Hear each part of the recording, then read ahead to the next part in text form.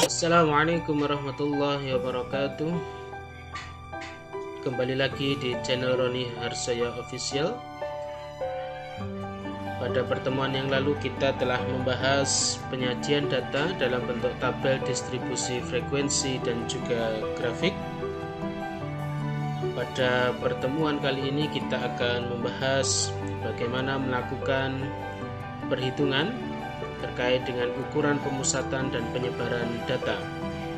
Dalam statistik, tidak cukup untuk mengenal penyajian data dalam bentuk tabel dan juga grafik, walaupun setidak-tidaknya dapat membantu diri kita selaku seorang peneliti dalam rangka memperoleh gambaran yang ringkas dan jelas tentang ciri atau sifat yang dimiliki oleh data tersebut. Untuk melakukan analisa lebih lanjut, maka diperlukan ukuran-ukuran yang dapat mewakili data tersebut. Nah, ukuran-ukuran inilah yang disebut sebagai ukuran pemusatan dan penyebaran data. Untuk yang pertama adalah ukuran pemusatan data. Itu adalah nilai tunggal yang mewakili keseluruhan nilai yang terdapat dalam data tersebut. Nilai tunggal sama dengan rata-rata yang dihitung berdasarkan keseluruhan nilai yang ada dalam data tersebut. Yang pertama adalah mean, atau yang lebih kita kenal dengan sebutan rata-rata. Adalah jumlah keseluruhan angka dibagi dengan banyaknya angka. Ukuran pemusatan yang kedua adalah median, suatu nilai yang membagi suatu distribusi data ke dalam dua bagian yang sama besar atau yang disebut sebagai nilai tengah. Ukuran yang ketiga adalah modus. Modus adalah nilai yang mempunyai frekuensi paling banyak atau nilai yang sering muncul. Ketiga ukuran inilah yang sering digunakan dalam melakukan analisa statistik. Walaupun sebenarnya ada ukuran yang lainnya seperti kuartil, desil, dan juga persentil. Kemudian yang kedua, ukuran penyebaran data. Ukuran penyebaran data adalah derajat penyebaran nilai-nilai variabel dari suatu tendensi pusat atau pemusatan data dalam suatu distribusi data.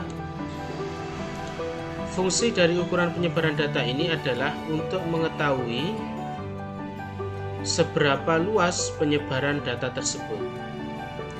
Kemudian untuk mengetahui variasi data dan juga untuk mengetahui homogenitas atau stabilitas data. Dalam ukuran penyebaran data ini terdapat dua ukuran yang akan kita bahas.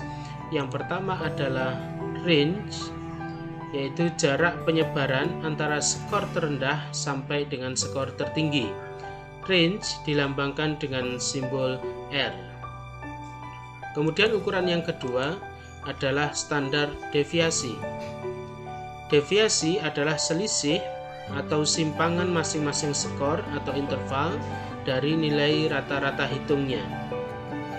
Standar deviasi ini karena deviasi rata-rata yang memiliki kelemahan telah dibakukan atau distandarisasi, sehingga memiliki kadar kepercayaan atau reliabilitas yang lebih mantap. Nah, inilah dua ukuran penyebaran data yang akan kita bahas pada pertemuan kali ini. Kemudian bagaimana kita melakukan perhitungan terkait dengan ukuran pemusatan dan juga penyebaran data? Kita akan melakukan perhitungan dengan menggunakan Microsoft Excel dan juga SPSS. Baiklah, yang pertama kita akan melakukan perhitungan ukuran pemusatan dan penyebaran data dengan menggunakan Microsoft Excel. Di sini saya sudah menyiapkan data nilai prestasi siswa dari 20 responden atau sampel. Langsung saja kita ketikkan di sini min median, modus, range, dan standar deviasi. Nah, kita bisa menggunakan rumus yang sudah disediakan oleh Excel. Untuk min ini kita menggunakan rumus sama dengan average. Average itu adalah rata-rata. Kemudian kita blok nilai dari responden pertama sampai dengan responden yang terakhir. Tutup kurung, kita enter. Nah, ketemu nilainya, minnya adalah 70,05. Kemudian yang kedua, median, itu menggunakan rumus sama dengan median. Kemudian kita blok nilai pertama sampai dengan nilai yang terakhir. Kita tutup kurung. Nah, ketemu nilainya adalah 68. Untuk modus atau nilai yang sering muncul sama dengan mod, kita blok nilai yang pertama sampai dengan yang terakhir, tutup kurung, ketemu nilai modusnya adalah 59. Kemudian berikutnya range. Ya, range itu adalah selisih antara nilai tertinggi dengan nilai terendah. Maka di sini kita harus mencari terlebih dahulu berapa nilai tertingginya dan berapa nilai terendahnya. Ini kita bisa menggunakan rumus sama dengan max. Kita blok, tutup kurung. Nah, nilai tertingginya adalah 96. Kemudian berapa nilai minimalnya, sama dengan min. Kita blok nilainya, tutup kurung. Nah, ketemu nilai minimalnya adalah 51. Nah, setelah ketemu nilai maksimal dan minimal, maka kita bisa menghitung berapa nilai range-nya. Nah, kita klikkan di sini. Nilai range adalah selisih antara nilai tertinggi dengan nilai minimal. Nah, ketemu nilai range-nya adalah 45. Kemudian yang terakhir adalah standar deviasi. Ini kita menggunakan rumus sama dengan STDEV ini ya. Kita menggunakan rumus STDEV dan kita blok nilai pertama sampai dengan terakhir, tutup kurung. Nah, ketemu 15,12. Nah, ini kita bisa melakukan penghitungan dengan rumus yang telah disediakan oleh Microsoft Excel. Nah, kemudian bagaimana kita menggunakan tool analysis ya, atau alat analisis yang ada pada Microsoft Excel ini? Maka kita bisa menggunakan alat itu dengan klik menu data, kemudian ada di pojok kanan atas data analysis. Bagi teman-teman yang belum muncul tool ini, maka teman-teman harus melakukan add-ins terlebih dahulu, seperti yang sudah saya contohkan pada pertemuan sebelumnya. Baiklah, langsung saja kita klik di sini di data analysis, kemudian descriptive statistik. Nah, pada input range ini kita blokkan nilai dari responden pertama sampai dengan responden yang terakhir.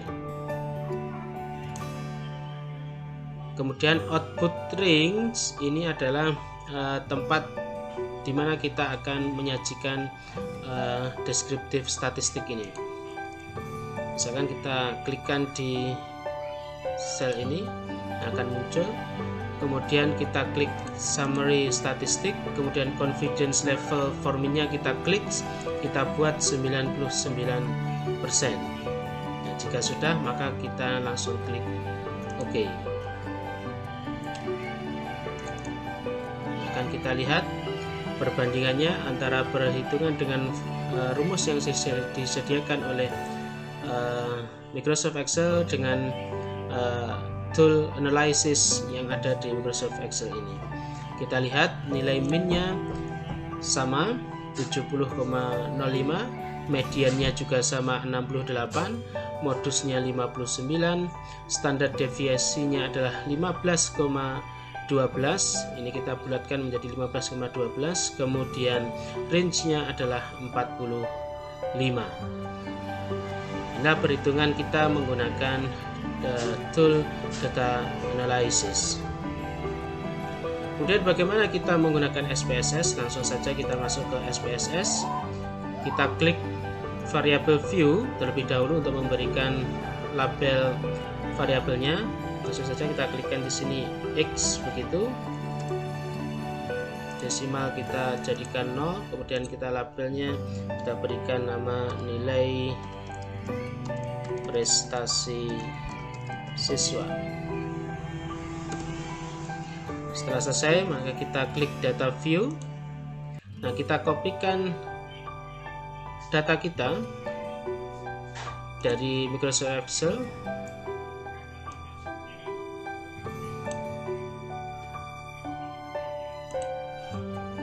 Kita pastekan di sini. Nah, sudah masuk 20 data nilai prestasi siswa.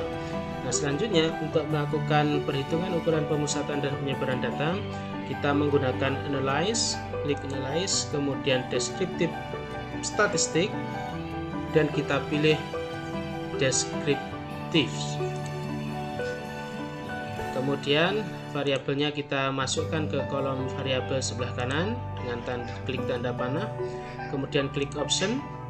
Nah, kemudian kita centang keseluruhan ini. Ada mean, ada sum, ada standard deviation, ada variance, ada range, ada nilai minimum, ada nilai maksimum, dan standard error mean. Jika sudah kita centang, kemudian kita klik continue. Jika sudah, kita klik OK.